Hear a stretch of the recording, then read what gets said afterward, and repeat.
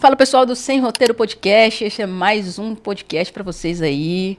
Muito obrigado pela audiência, muito obrigado por todos que estão aqui sempre com a gente. Hoje estamos com um super advogado criminalista que eu admiro muito, tive o prazer de conhecer, a honra de tê-lo aqui conosco, Rafael Faria.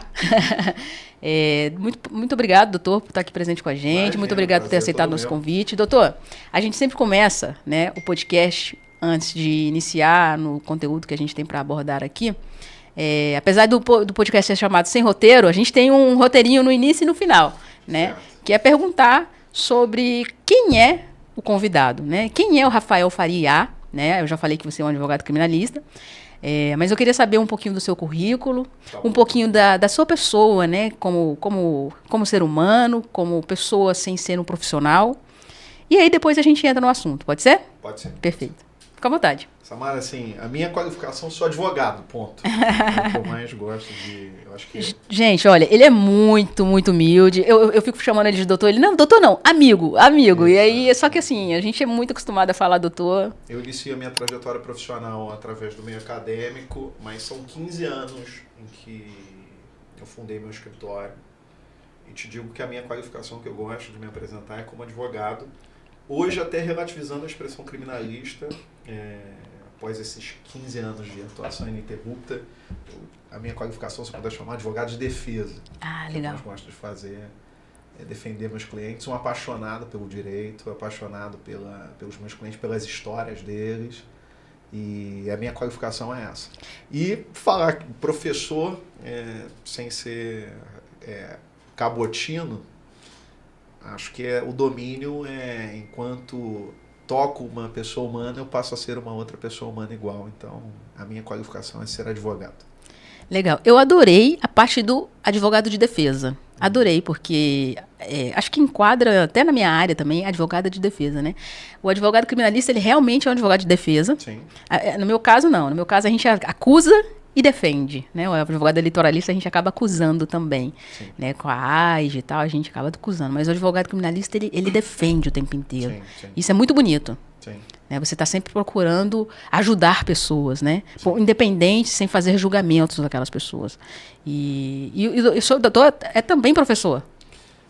Às vezes, como eu te contei, a minha trajetória inicia... Eu já ouvi alguns profissionais em outras entrevistas dizendo que não criaram um roteiro, aproveitando que é o sem roteiro, né? Não criaram um roteiro da sua vida profissional, mas o direito não foi uma escolha da adolescência, não era um sonho, mas quando eu ingressei na faculdade de Direito, eu não tive dúvidas que a minha literatura seria o direito penal. Não tive dúvidas que eu gostaria também de ser um advogado criminalista.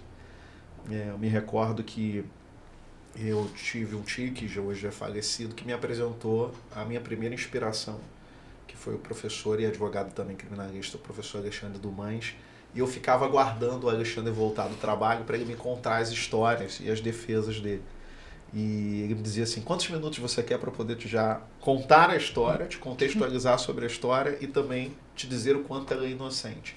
E aquilo me fascinava também pela paixão que ele tinha pelo James Joyce, e aquilo me encantou de uma forma combinada com a leitura técnica do direito penal, que era fascinante. A cada descoberta, a cada página lida, eu me descobri ali como profissional e como ser humano. E eu sou apaixonado pelo que faço e completo por essa escolha. E o Rafael como pessoa? Conta aqui pra gente, só pra gente poder conhecer um pouquinho mais e se conectar. É difícil falar assim, porque eu... É muito reservado? Não. Eu adoro música, adoro arte, sou apaixonado pela minha família. Tenho 2 filhas lindas, né? Cecília e Marisa Adora. E eu te diria que não há um botão de reset, né? Assim, a minha profissão, ela está intimamente ligada à minha vida pessoal também. Então, em casa é comum eu falar dos meus processos, as amarguras. Sim. Quando tem um cliente preso, né, de não conseguir dormir, de viver com aquilo, como uma entrave mesmo, até de ter uma vida mais calma quando estou num momento como esse, e acaba a família toda vivendo um pouco disso. Entendi. Né? Então eu não consigo ter um botão acionador de chegar em casa e não viver aquilo. Não consegue dividir então, as pessoas. Quem conhece o Rafael sem querer falar em terceira pessoa também, que eu acho arrogante, mas quem conhece o Rafael na física sabe que a advocacia criminal, a advocacia de defesa vive lado a lado. Né?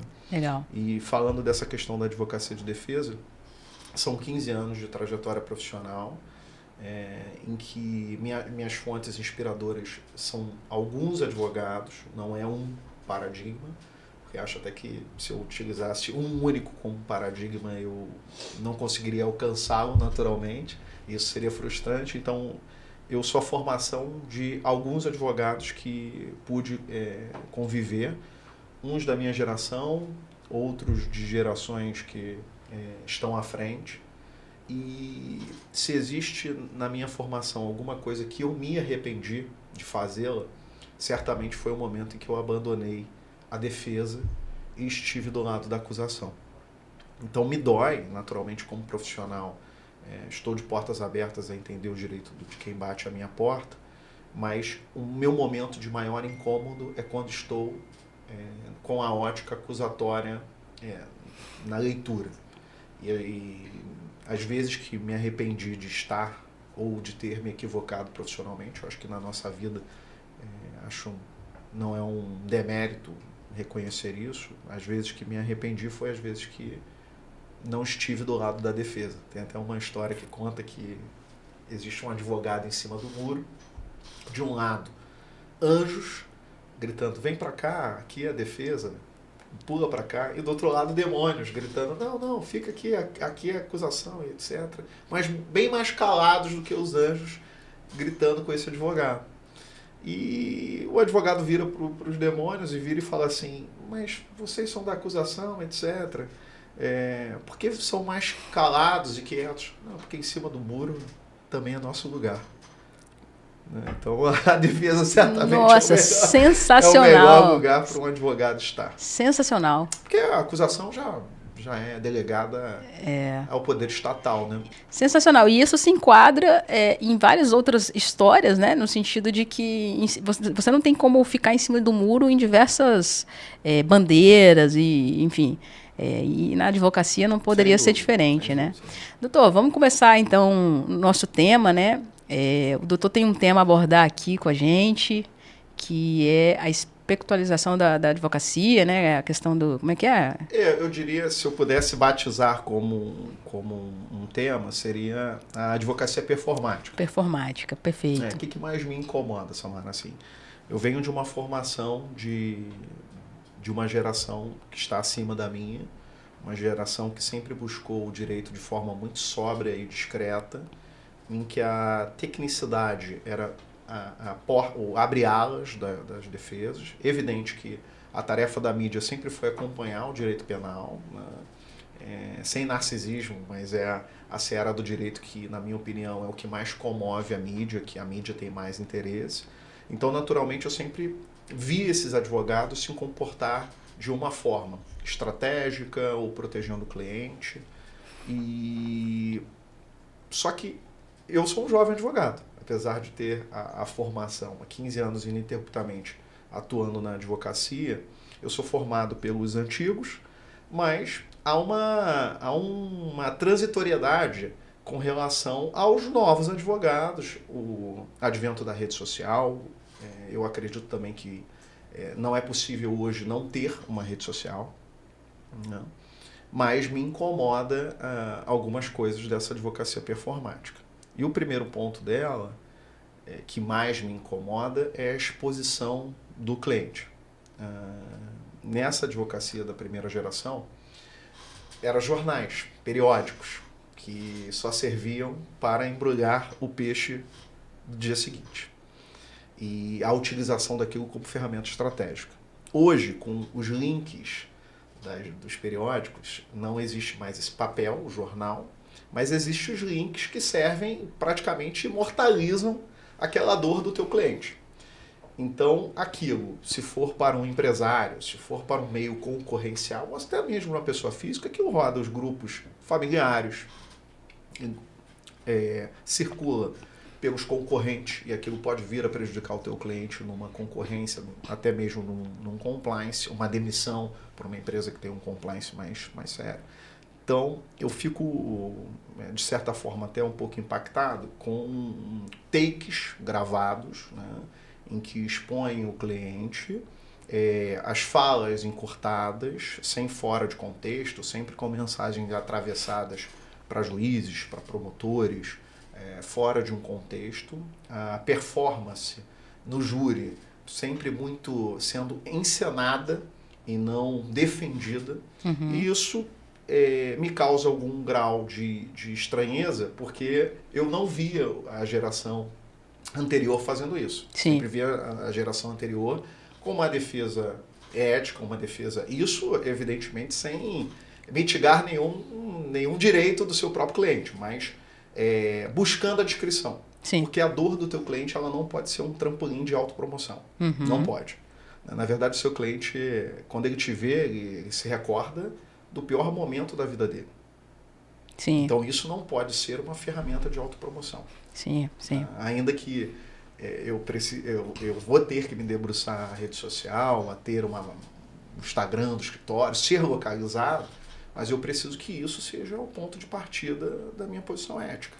Na verdade, eu acredito que até no próprio Estatuto da OAB, né, deve ter essa vedação nesse sentido, mas não tem essa fiscalização, a OAB não tem mãos e pernas para isso, nem todo mundo denuncia, os que denunciam também não devem ter o julgamento adequado para isso, né? Eu também me pergunto como parar, assim, como ter uma fiscalização século XXI, Samara. Assim, a rede social está aí. Eu acho que isso está intimamente ligado ao perfil do profissional do que propriamente, eu digo, da seara criminal, ou direito sancionador no modo geral, a improbidade, o eleitoral que venha a gerar uma inexigibilidade, enfim, que você está super acostumado. Então a dor não pode servir como trampolim, ponto. Eu vejo muito pelo perfil do cliente mesmo, a questão que a gente vem vivendo cenários em todas as áreas do direito, de perfil do cliente e cultura, né? Porque quando há essa performa, né, do advogado em expor a dor do cliente, de, olha, eu absolvi o cliente no tribunal do júri, e aí o cliente debruçando e agradecendo e qualquer coisa do tipo, óbvio que é nobre, né? Claro. O trabalho do advogado foi brilhante, parabéns. Geralmente, no escritório, a gente coloca um bônus no contrato de honorários e para mim já é o suficiente, né? Olha, o nosso trabalho é esse, o advogado não garante êxito, nunca pode garantir êxito. Mas se a gente conseguir o êxito, existe aqui no contrato esse bônus. Pode ser? Aí eu não preciso expor o cliente. Certo. Hoje já tem escritórios que não colocam esse bônus honorários, né? Eles colocam a exposição do cliente. Olha, se tiver, eu vou te expor. Certo. Existe isso já. Existe. Existe. Olha, se tiver, eu preciso que você me agradeça, ou eu preciso que você me abrace, ajoelhe. Já tem isso, né? Então, assim... eu tô parado num tempo. E aí você vê que é perfil. Entendi. Porque a pessoa está se colocando naquele lugar. Tem cliente ou não? E assim, aí você tem que saber se o cliente está autorizando o uso daquela imagem, a exposição dele, o nome dele, ou não. Alguém, né, paga a conta certamente. Porque tem cliente que autoriza por contrato e tem cliente que não autoriza. Que o advogado às vezes está filmando ali aquela performance, está filmando, está utilizando o nome do cliente e o cliente não está sabendo. Está utilizando a decisão do cliente e o cliente não está sabendo. Entendi. E aí 2 problemas para o advogado, né? Entendi. Então, existem essas 2 situações. E aí é cultura, porque assim, peraí, cliente, olha só. O advogado que faz isso, ele está cometendo uma infração junto ao código de ética da profissão dele. Peraí, aí é uma cultura que o Brasil hoje ele não enxerga, né? Sim. Entendeu? Eu também enxergo que isso desvaloriza um pouco a nossa imagem. Eu costumo dizer assim que hoje quem vende é advogado. Eu produzo muito conteúdo na rede social. E ainda assim é muito difícil você vender o teu serviço através de um conteúdo de qualidade. Perfeito. Porque quem vende é o advogado blogueiro. As pessoas, elas até querem saber um conteúdo educativo, informativo, mas elas querem muito mais saber da tua vida. Eu não quero postar da minha vida ou da vida do meu cliente. Isso não interessa. né? E aí é justamente isso que vende. As inspirações, ou dancinhas, né, etc. Assim, eu queria te parabenizar, porque até a nossa amizade surge disso, né? Eu sou um admirador do teu conteúdo, acho que o conteúdo pedagógico incrível, maravilhoso, né? Porém, firmando esse compromisso de que a tribuna não pode ser camarim. Sim. Né? Esses takes ensaiados, esses cortes de falas atravessadas, alguém paga a conta. Sim. Porque a magistratura e o próprio Ministério Público, no seu modo de pensar, vai se distanciando, vai criando uma barreira desse diálogo que não há hierarquia, porém, eles não podem fazer a autopromoção, né? São vedados pelos seus regimentos internos, etc. E a gente reclamou quando eles estavam fazendo. Exatamente, reclamando. Os advogados reclamamos. Houve o Moro aí que fez, houve vários juízes que fizeram, que os juízes não podem reclamar, o juiz não pode expor as suas posições, e não pode mesmo. Sim, né? E aí a gente vai lá e assim, é perigoso para o advogado expor. Né? Esses dias eu expus uma questão aqui aqui no próprio podcast,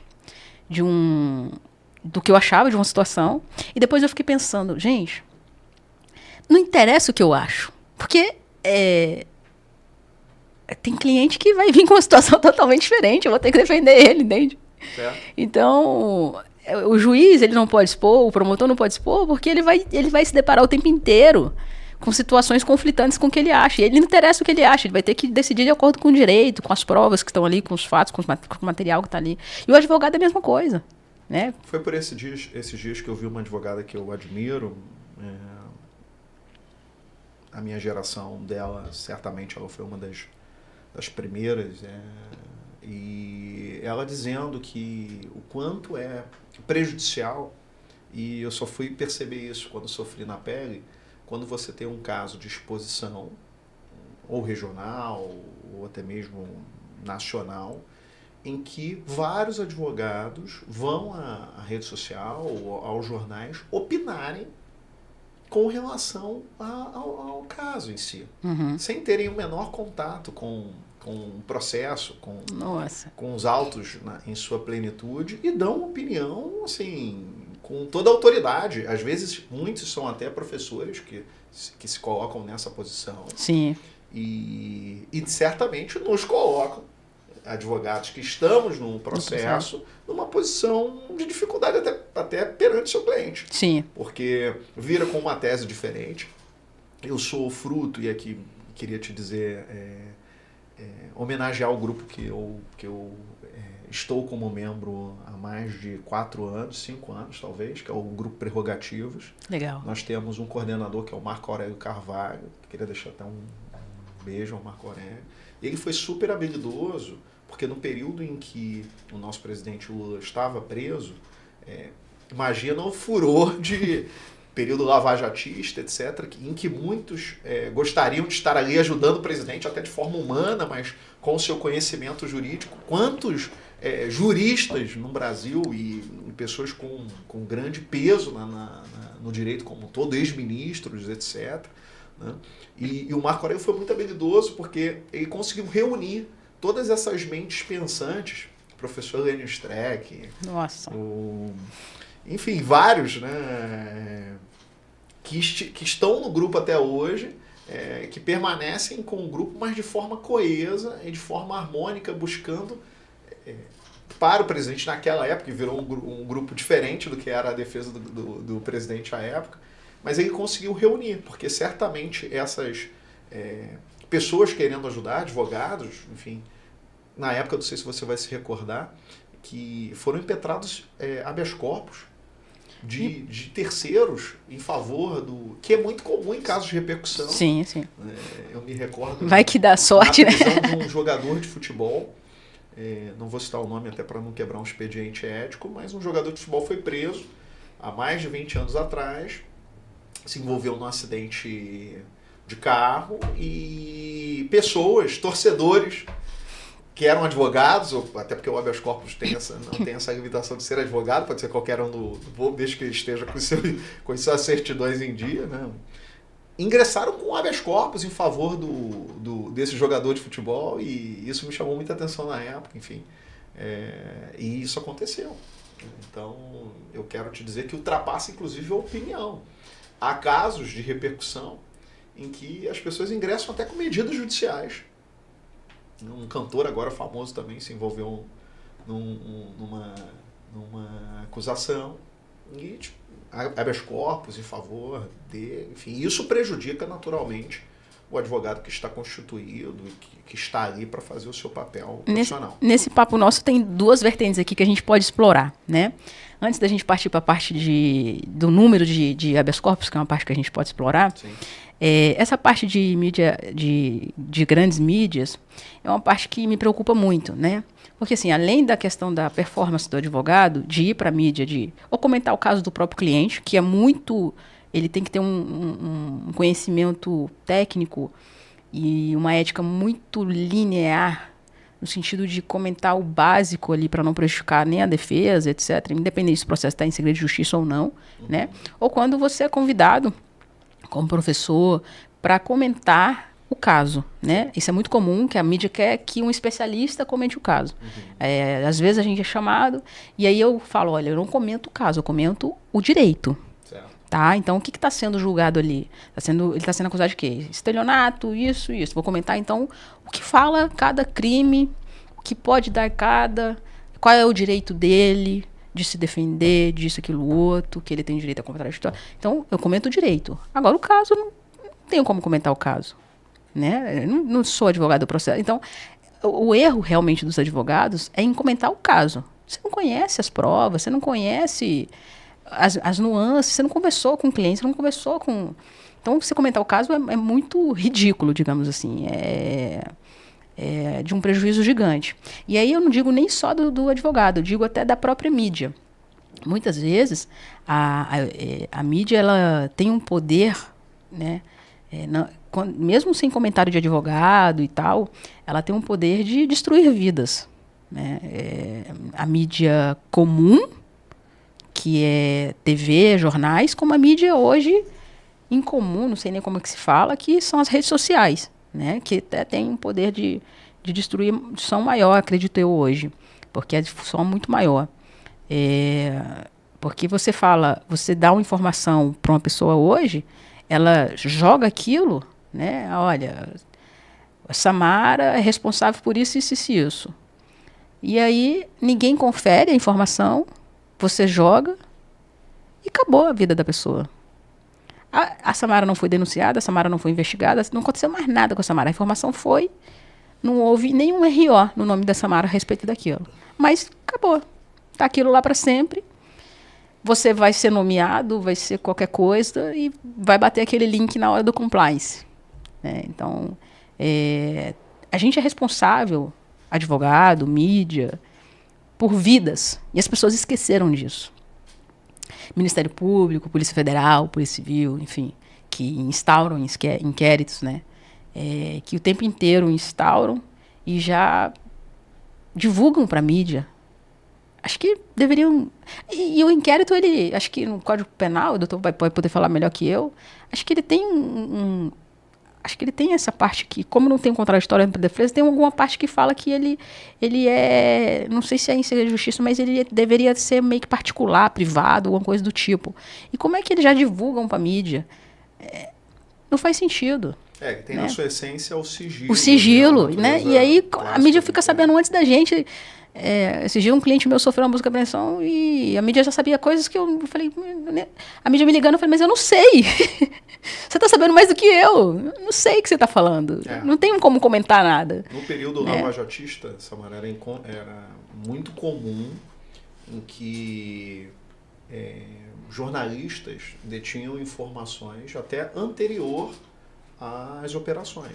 E isso servia, inclusive, como uma pauta. Eu costumo dizer que há 5 pilares de utilização em que a acusação acaba se pautando, que servem de ameaça aos nossos clientes. E a utilização da mídia certamente é o primeiro item. Outras coisas graves mais, como a utilização de prisão preventiva desnecessária, envolvimento de familiares, bloqueio patrimonial, na minha opinião, são pilares em que a acusação se pauta buscando a efetividade da sua ótica, né? O inquérito é certamente um problema, no sentido de que a mídia só tem interesse desse pontapé inicial da investigação, não tem interesse de cobrir o desfecho.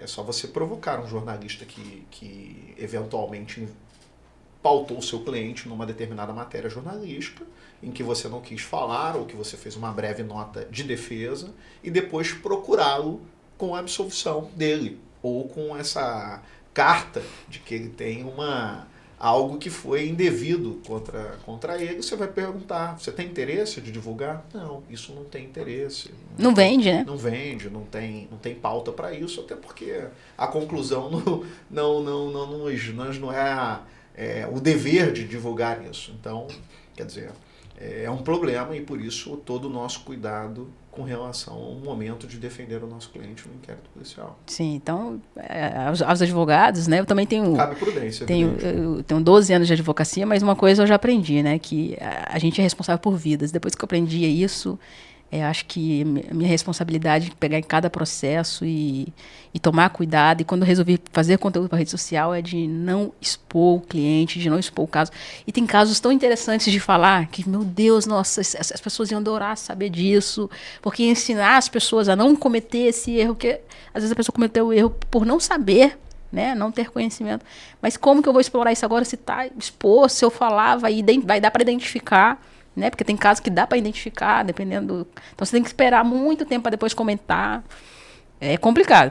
Samara, eu tive a oportunidade de formar alguns advogados, né? Legal. Que hoje têm suas próprias bancas, que advogam, enfim.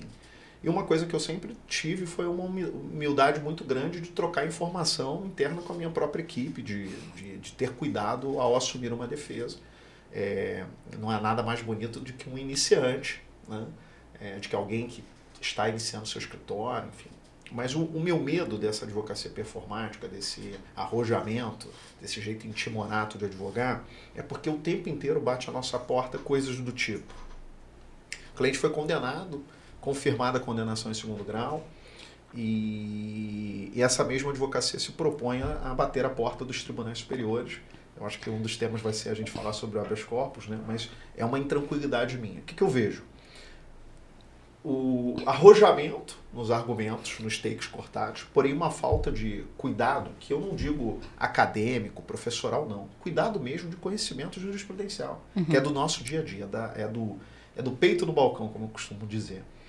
Cuidado em coisas do tipo: não junta a uma procuração prévia em recurso especial, que o não recebimento ou, enfim, a não apreciação do STJ vai culminar com o trânsito em julgado e aquele cliente preso. Então, esses dias eu tive um caso clássico no escritório, bateu à nossa porta um determinado cliente com recurso especial, com viabilidade. A gente tem um costume de despachar nas segundas vícias Brasil afora, e tinha todas as possibilidades ali de um agravo, etc. Quando eu fui ver, já tinha sido feito absolutamente tudo, mas não tinha procuração, que é um requisito óbvio, essencial, essencial de admissibilidade. Não tinha procuração do cliente, né? Então, assim, daria para que tivesse ali o direito de ser reconhecido através do agravo. A gente sabe da dificuldade dos funis, que é hoje as admissibilidades dos recursos constitucionais, mas não tinha procuração. E aí eu vejo que o arrojamento, às vezes, acaba faltando ali a humildade ou então o domínio, né, de assumir determinada causa, porque a nossa responsabilidade com vidas é enorme. E, em especial, mais uma vez vou citar um antigo professor: não há nada mais nobre do que defender a liberdade de alguém. Somente um astronauta é mais importante que nós. E porque culmina naturalmente essa não tramitação desse recurso vai culminar com uma prisão. Utilizando acórdãos como paradigmas desses recursos especiais, o STJ veda a utilização de acórdão de habeas corpus, tem que ser de recursos especiais ou de precedente do próprio STJ, não pode ser acórdão de habeas corpus. Faz nem sentido, né? E o que eu vejo é o copia e cola das razões de recurso, discutindo fatos novamente a uma tribuna que de mitigação constitucional e mitigação de leis federais. Então, eu vejo essa falta de domínio na advocacia de tribunais superiores, né? E vejo isso como uma preocupação, naturalmente. Ah, legal. Doutor, então vamos entrar nessa parte de habeas corpus. O doutor deve saber um número que tem de habeas corpus. Eu sei que é necessário, né? Por vezes por excesso de prazo, por vezes por necessário trancamento de inquéritos desnecessários ou abusivos. Enfim, por vezes por diversos motivos, preventivo, etc. O doutor citou aí casos em que, quando é o advogado constituído pelo cliente, acredito até que a maioria dos casos são necessários, né? Pode ser um caso ou outro que o advogado entra. Eu tive um caso até, eu pego poucos casos criminais, né? Mas quando está muito envolvido na área eleitoral e a gente domina a área eleitoral e a gente sabe que aquele caso tem que andar com um criminal ali. Principalmente quando o advogado advoga para parente. Isso aí é uma dificuldade, porque eu fico insistindo, um habeas corpus atrás do outro, eu falo, doutor, para, que você está prejudicando o processo, né? Você está muito envolvido emocionalmente, para que você está prejudicando o processo. E aí tem esse caso também que o doutor falou, que de pessoas por fora, quando há casos midiáticos, também entram com o número de habeas corpus. Qual é o fato assim, que mais coloca o número de habeas corpus? Qual é o motivo que de mais reforma de habeas corpus, né? Por que os habeas corpus não estão vingando agora? Eu vejo que tem uma dificuldade gigante de conseguir eliminar em habeas corpus, né? Até o mérito a gente até consegue aqui. Quando não consegue o mérito aqui, tem que subir. O que o doutor tem para falar sobre isso pra gente? Obrigado pelo tema, eu acho que é fantástico o assunto, né? O STJ acabou de comemorar praticamente com um bolo de aniversário 1 milhão de habeas corpus que foram submetidos ao STJ. E eu vou parar nessa métrica do STJ, que eu acho um tema extremamente interessante, é um tema complexo. Dizem que para cada tema complexo nós temos soluções simples, e não, nesse caso esse brocardo não é uma verdade, porque é um tema complexo de soluções complexas. Primeiro dá a mão à palmatória, porque 15 anos de profissão, naturalmente, em algum momento utilizei o habeas corpus de forma em que me excedi ou que não era o momento. Se eu reconhecer aqui que sempre utilizei de forma correta, eu vou estar mentindo para você, mas vou dar a mão à palmatória no sentido de que a advocacia também merece fazer uma reflexão sobre a utilização da via do nosso querido remédio heróico. Há um livro do professor Tiago Botino, Panaceia Universal, Remédio Constitucional, em que ele faz um levantamento em que me chamou muita atenção que existe um tribunal do nosso país com muitas reformas. E da totalidade de 100% desses habeas corpus, 43% são de um tribunal específico do nosso país. Nossa. Em que há uma reforma de 62% desses habeas corpus. Hoje, num pensamento macro, o STJ reforma Brasil falando 18% dessa totalidade dos habeas corpus que sobem. Então, se eu pudesse elencar, naturalmente, os responsáveis por essa quantidade de habeas corpus, o primeiro seria o legislador. Na minha opinião, o primeiro seria o legislador. Nós estamos vendo agora, vou fazer uma crítica, naturalmente, pela proporcionalidade que projetos de lei, né? Projetos de leis, em que, e vou salpicar um em especial, que é a dos receptadores. Uhum. Há hoje um debate em tramitação até célere de comparar, e aí eu vou fazer uma comparação do crime de receptação para os receptadores, terá a pena muito parecida, se não maior ou igual, à de um homicídio privilegiado. Um crime de receptação. Então, por conta dos números de roubos a celulares, etc., artigos de luxo E o celular tem sido um problema. Então, o furor daquele momento social acaba tornando um legislador mais punitivo, mas que não se preocupa com o superencarceramento, com as questões pedagógicas, com a segurança pública no modo geral. Mas o legislador sempre com leis, etc., desproporcionais. Esse é o primeiro ponto. Que aumentar a pena nunca foi solução, né? Nunca foi resolveu. Solução. Então, o legislador como primeiro. Segundo, a utilização da prisão preventiva, que na maioria das vezes os habeas corpus estão ali para tratar de liberdade, a desnecessidade da prisão. Então, o segundo ponto, a utilização da prisão-pena, invertida em cautelar de prisão preventiva.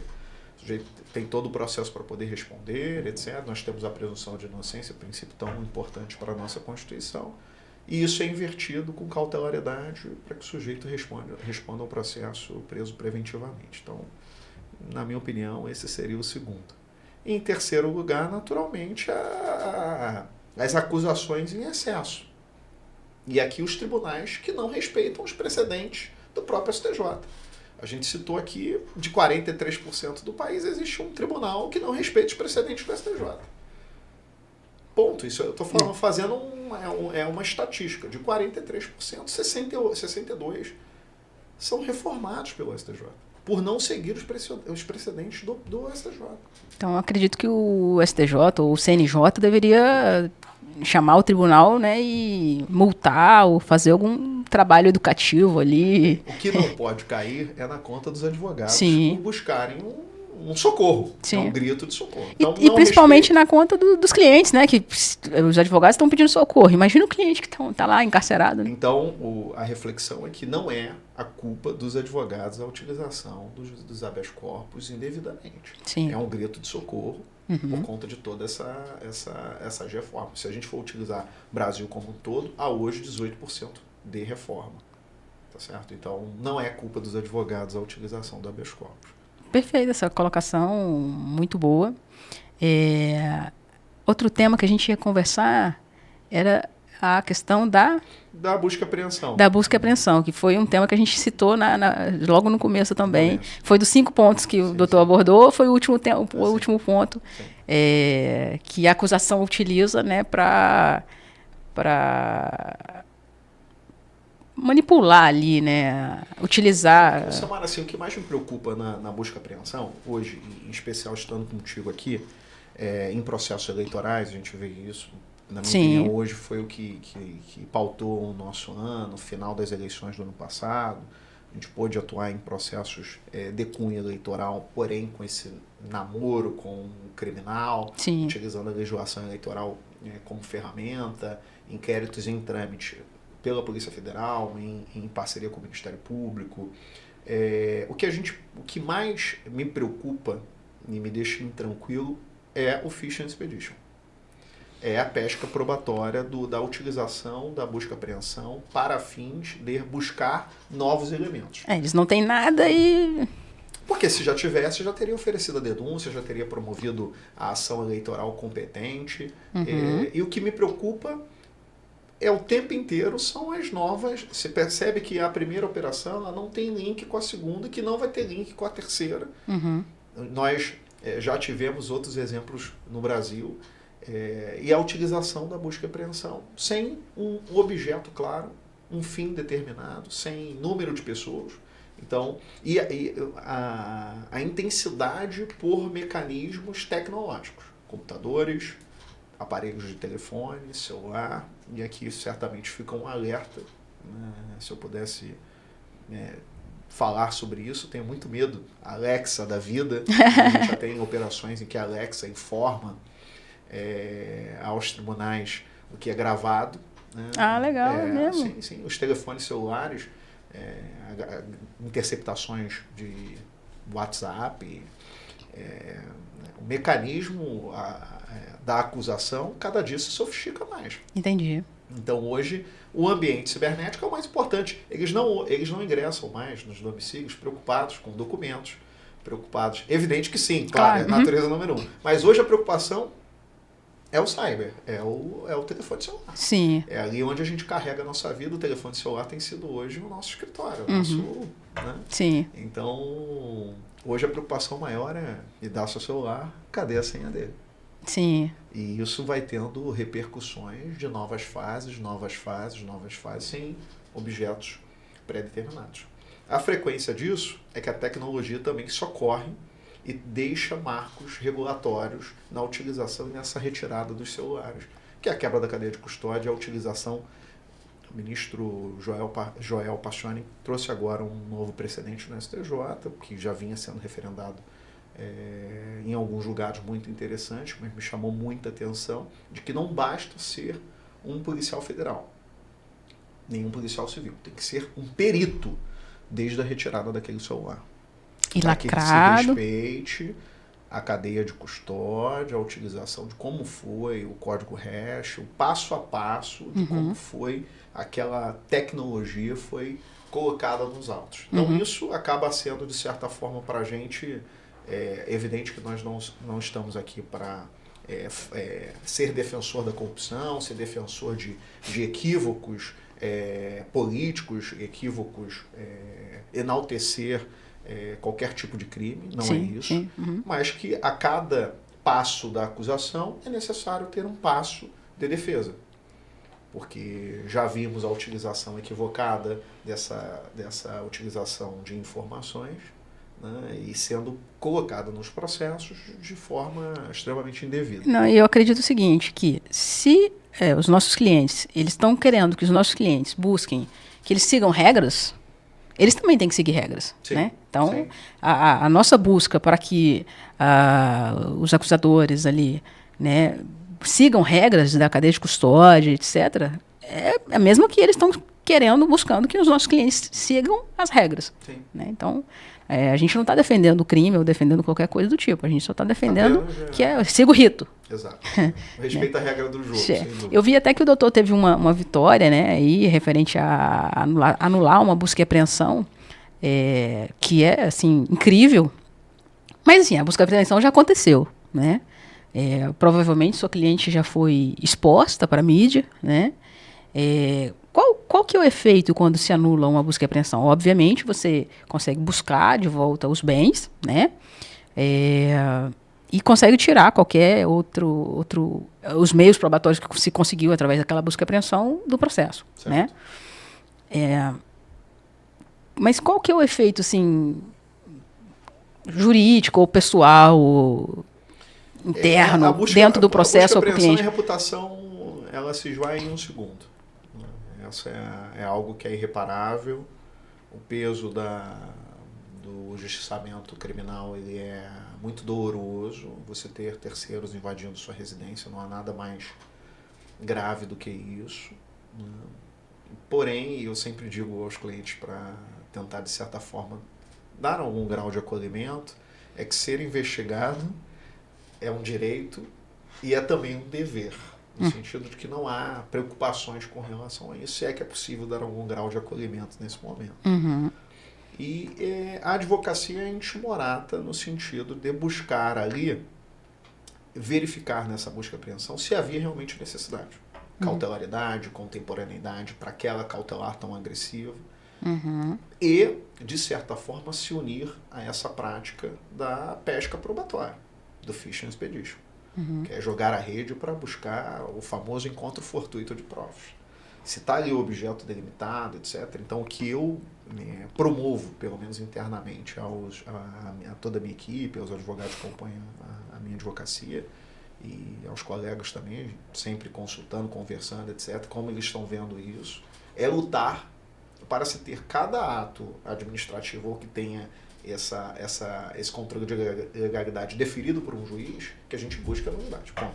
É isso. Para que a gente forme a jurisprudência, forme essa limitação, e cabe à advocacia colocar esses freios. E esse freio de arrumação faz parte da nossa... Desde que o mundo é mundo, os advogados estão sempre ali trabalhando para impedir eventuais arroubos autoritários. Então, se eu pudesse falar qual é a solução jurídica para quando se reconhece uma nulidade. Bem, naturalmente enfraquece a eventual propositura de uma ação penal, porque se a ação penal pudesse já ter sido oferecida, já teria sem a busca.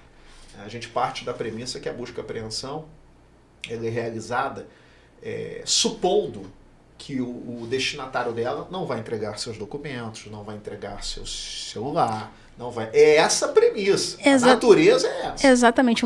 Eu tive um cliente que sofreu busca e apreensão, e aí eu não conheço muito a parte criminal, eu fui ler, né, o que baseia, o que justifica a busca e apreensão. E aí eu falei, cara, mas...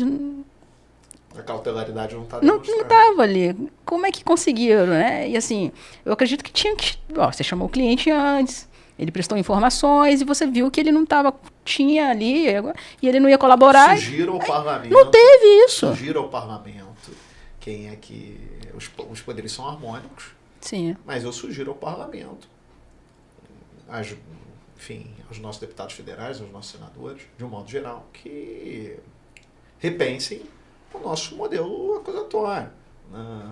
No sentido de pôr entraves especificadamente as buscas e apreensões, porque hoje é um modelo de normalidade, há um modelo de normalidade em que já vamos estar de sobremaneira conversando, e quando foi a sua busca, e quando foi a minha, e quando foi a sua, e quando foi a minha, e se isso resultou alguma coisa, porque não pode cair uma banalização da utilização de um mecanismo tão gravoso. Você só vai perceber essa gravidade quando for a um parente seu, a uma pessoa próxima a você, ou quando aquilo te afetar de alguma forma. Inclusive há casos de advogados, né? Que é tamanho absurdo, não advogados, não sei... Advogados, juízes e ministros. Mas no exercício da profissão. Sim. Né? Por conta de algum cliente, aí, não, eles vinculam e abusam do poder ali. Acho que o advogado sofrer uma busca e apreensão tem que ter outro advogado, tem que ter as prerrogativas, alguma coisa do tipo. É a banalização do mecanismo. Aí você tira a violação, a inviolabilidade do escritório, né? Que tem outros clientes ali, enfim. Eu vi uma questão esses dias na internet que fizeram busca e apreensão no escritório de uma advogada, não divulgaram, etc. Mas um policial federal tirou foto da frente, enfim, tiktokers, né, da vida. A banalização da... E aí, aquela foto viralizou e os clientes do escritório ficaram desesperados. Naturalmente. Né? A Polícia Federal em si não divulgou o escritório que foi, nem nada do tipo. Mas o policial, o tiktoker, né, postou ali, deu para ver a fachada do escritório. Que responda por isso. E aí prejudicou muito, assim, mas responda, mas e aí? Imagina, a advogada e a advogada sofreu a busca e apreensão por conta de uma conduta do filho, e a confusão foi, assim, se você observar, era absurda a busca e apreensão. Agora, no julgamento de semana passada, nossos telefones lacrados, nossos que eu digo dos advogados, que foram à tribuna naquele determinado julgamento em que os telefones foram lacrados. É absurdo, mas aí a gente volta ao primeiro tema, né, que é o primeiro tema que a gente conversou, da advocacia performática. Da advocacia performática, né? Takes, né? Porque aí o que estava se observando... Assim, como balizar isso? Assim, o julgamento é filmado. Então, assim, teu direito está resguardado ali. Se tu se preocupar com qualquer coisa do tipo... Meu receio é porque os celulares... Não, claro, hoje é teu meio de trabalho. Tu já está respondendo outro cliente ali. Eu mesmo coloco tópicos nas sustentações ali... antes de sustentar, releio novamente pelo telefone celular. Muito raro hoje a utilização de papel. Claro. E, eventualmente, você quer tirar ali até um esclarecimento de fato, subir a tribuna para esclarecer um fato que você pode naturalmente buscar e pesquisar. Sim. Então, eu acho grave. Ninguém sobe com um processo de 7 mil páginas, que hoje os processos são gigantes. Sim, né? Penso que é uma violação. Você tem um processo de 7 mil páginas no celular, com certeza. Mas que, ao mesmo tempo... eu também confronto com essa banalização da advocacia performática. Eu acredito que eles poderiam até colocar os advogados que entrassem com o celular, assinar um termo, né, por conta dessa performance, proibir e tal. Algo sigiloso que responda. Exatamente. Seja punido pelaquela utilização. Agora, lacrar, na minha opinião... abusivo. Não vou usar abusivo, vou usar que é uma medida extrema, mitigando algo que não tem nenhum direito, que, claro, é absoluto, mas que foi mitigado e a gente precisa refletir sobre o tema. Mas teve alguma atualização sobre isso? A atualização é que no julgamento dessa semana, já o ministro-presidente da primeira turma, o ministro, nosso ex-colega, o ministro Cristiano Zanin, voltou atrás e nessa última sessão não fez, respeitando o ofício do nosso presidente Beto Simonetti, não lacrando os telefones. Eu acho que a repercussão do tema incomodou um pouco a corte. Eu não estou aqui valorando as decisões. Estou dizendo que há um conflito de interesse. De fato, há uma ponderação de interesse aqui nítida. De fato, tem que ter a ponderação, né? Assim, existe a performance que as pessoas estão abusando e existe a necessidade de talvez não lacrar, mas responsabilizar, colocar as pessoas que vão entrar para... A utilização indevida que responda o seu responsável. Exatamente. Doutor, agora quero saber um pouco do senhor, assim, se o senhor quer deixar uma mensagem, falar onde é que é seu escritório, deixar o telefone do escritório, né? A advocacia, ela é bem limitada referente à divulgação, mas aqui a gente pode, né, deixar o telefone do escritório, o endereço do escritório, como é que as pessoas fazem para te achar. O doutor é bem reservado quanto às redes sociais, mas se quiser deixar a rede social, se o escritório tiver rede social, né? E deixar uma mensagem para os nossos ouvintes, se quiser abordar mais algum assunto. Já que eu bati tanto na divulgação, eu vou me abster a fazer qualquer tipo de divulgação no escritório. Para mim é um prazer estar aqui contigo. Prazer meu. A única mensagem que eu gostaria de deixar para você é o seguinte: domine todas as regras, seja fera em absolutamente tudo. Parafraseando, né? Mas quando encostar numa outra pessoa humana, seja apenas uma outra pessoa humana. É isso. A advocacia é feita para quem é apaixonado por ela. Não há nada mais nobre do que defender alguém e essa pessoa te constituir para que seja a voz dela, né? E ouvir as histórias, ler muito. A literatura é fundamental para que a gente possa abrir nossos ouvidos, conhecer arte, música, é fundamental, né? E seja humano. Quando estiver ouvindo uma outra história humana, seja tão somente um outro humano. É só isso que eu queria deixar aqui para você. Muito obrigado, doutor. Gente, muito obrigado pela presença. Esse foi mais um Sem Roteiro Podcast e até a próxima.